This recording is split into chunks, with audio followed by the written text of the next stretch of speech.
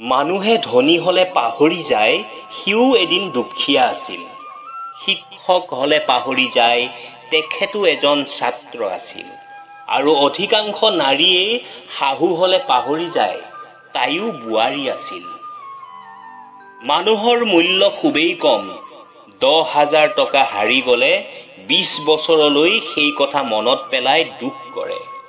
অথচ মানুহ এজন হেৰাই গলে 40 দিন নহওঁতেই বহুতেই পাহৰি যায়। বাচি থকাৰ সময়ত মানুহে মূল্য নাপায়, কিন্তু মৰাৰ পিছত মূল্য দিয়া মানুহৰ অভাৱ নাই। বহুতেই কয় মানুহজন ভাল আছিল, এনেকুৱা মানুহ সহজে নোলাব।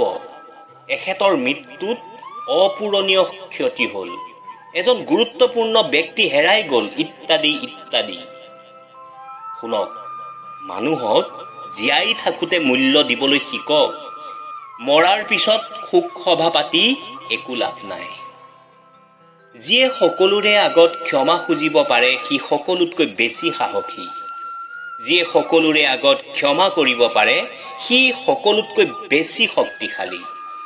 যিয়ে সকলোতকৈ আগত পাহৰি যাব পাৰে সি সকলোতকৈ বেছি সুখী। নদীক পৰিষ্কাৰ কৰাৰ দৰকাৰ নাই, কেৱল লেতেৰা নকৰিব।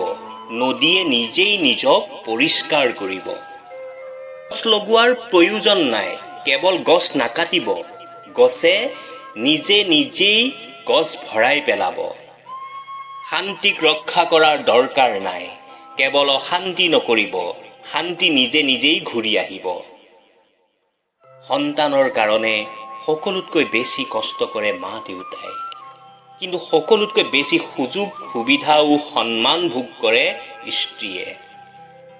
মই তোমাক ভাল পাওঁ, এই কথাষাৰতকৈ দামী কথা হ'ল মই তোমাক বিশ্বাস কৰোঁ। নাৰীক সন্মান কৰিলে পুৰুষৰ সন্মান কমি নাযায়, বৰঞ্চ পুৰুষৰ প্ৰতি নাৰীৰ বিশ্বাস ও ভৰসা বাঢ়ি যায়। সকলোতকৈ ডাঙৰ প্ৰতিশোধ হ'ল কথা কোৱা বন্ধ কৰি দিয়া। কোনে কৈছে মোৰ একো নাই বুলি? মোৰ সকলো আছে। মই কলৈ গৈছোঁ, কি কৰিছোঁ, কি পিন্ধিছোঁ, মোৰ ঘৰত কোন কোন আহিছে, মই কাৰ লগত ঘূৰিছোঁ, এইবোৰ চাই থকা CC কেমেৰাৰ দৰে ওচৰ চুবুৰীয়া আছে। মোৰ বদনাম গাই ফুৰা মানুহ আছে, সমালোচনা কৰা মানুহ আছে, মোৰ বেয়াটো চিন্তা কৰা মানুহ আছে, মোৰ উন্নতি দেখি জ্বলা মানুহ আছে, আৰু মোতকৈ বেছি মোক জনা দেখুৱাও মানুহ আছে। আৰু কি লাগে মোক? মোৰ সকলো আছে। সুখী হ'বলৈ জীৱনে আমাক বহুত কিবা কিবি দিয়ে, তথাপি কিন্তু আমি দুখত থাকোঁ। কিয় জানে? কাৰণ আমি নোপোৱাখিনি কথা বেছি চিন্তা কৰোঁ। নিজৰ স্বাৰ্থ ৰক্ষা কৰিবলৈ গৈ কাৰোবাক ইমানো আঘাত নিদিব যে যিমান আঘাত পালে মানুহে প্ৰাৰ্থনাটো কেৱল আপোনাক স্মৰণ কৰি কান্দে। মনত ৰাখিব, চকু পানীয়েও কিন্তু অভিশাপ দিয়ে। মহান গ্ৰন্থ গীতাত কৈছে, পৃথিৱীত আনন্দই একমাত্ৰ বস্তু যিটো নিজৰ ওচৰত নহলেও আনক দিব পাৰি। এই পৃথিৱীত বহুতেই আপোনাৰ আপোন হোৱাৰ চেষ্টা কৰিব, কিন্তু বাস্তৱত কোনেও আপোন হ'ব নোৱাৰে, একমাত্ৰ মা আৰু দেউতাৰ অবিহনে। কথাষাৰ 100% সত্য কথা। বাকীবোৰে কেৱল বদনাম কৰাত 1 নম্বৰ। আৰু বদনাম গাই ফুৰা বেছিভাগ মানুহেই কিন্তু নিজৰ অঙহী বঙহী আৰু আপোন মানুহবোৰেই। এনেবোৰ মানুহৰ শিক্ষা থাকিলেও বিবেক কিন্তু নাই।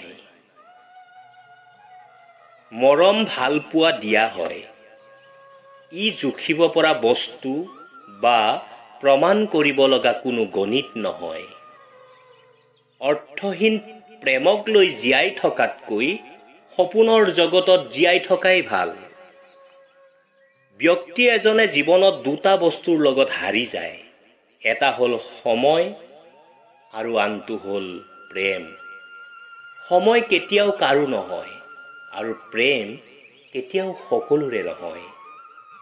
তেতিয়ালৈকে আপুনি নিজৰ সমস্যাবোৰৰ বাবে আনক জগৰীয়া বুলি ভাবি থাকিব, তেতিয়ালৈকে আপুনি নিজৰ সমস্যাবোৰৰ পৰা পৰিত্ৰাণ পোৱাৰ ৰাস্তা বিচাৰি নাপাব।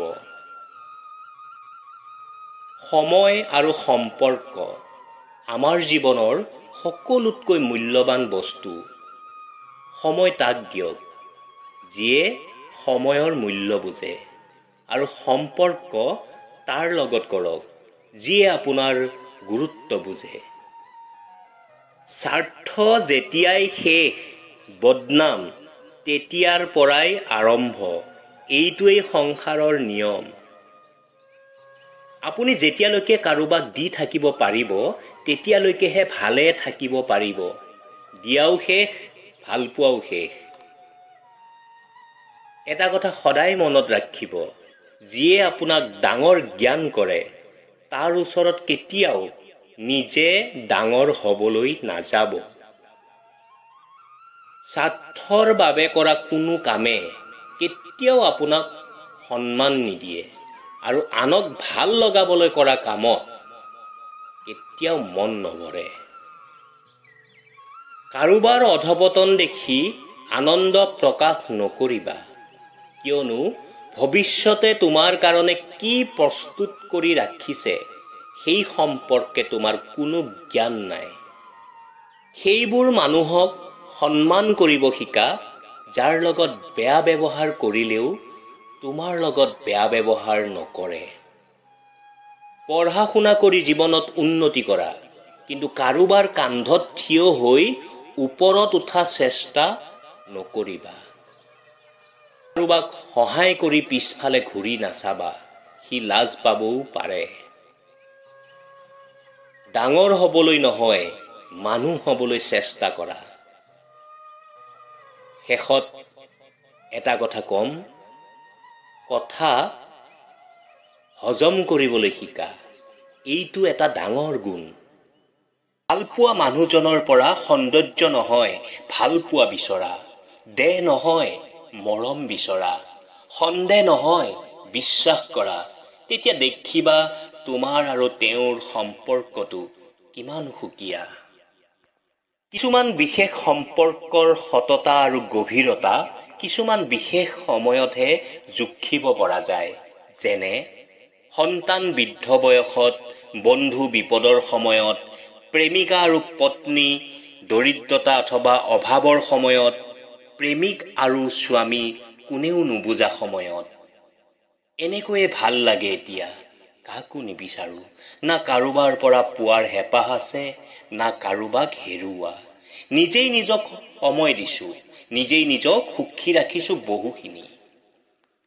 জীৱনৰ প্ৰতিটো দিনেই সুখী হৈ থাকিবলৈ শিকক, কাৰণ মনত ৰাখিব গধূলি হওঁতে কেৱল সূৰ্যটোৱেই অস্ত নাযায়, আপোনাৰ জীৱনৰ এটা বহু মূল্যৱান দিন শেষ হৈ যায়।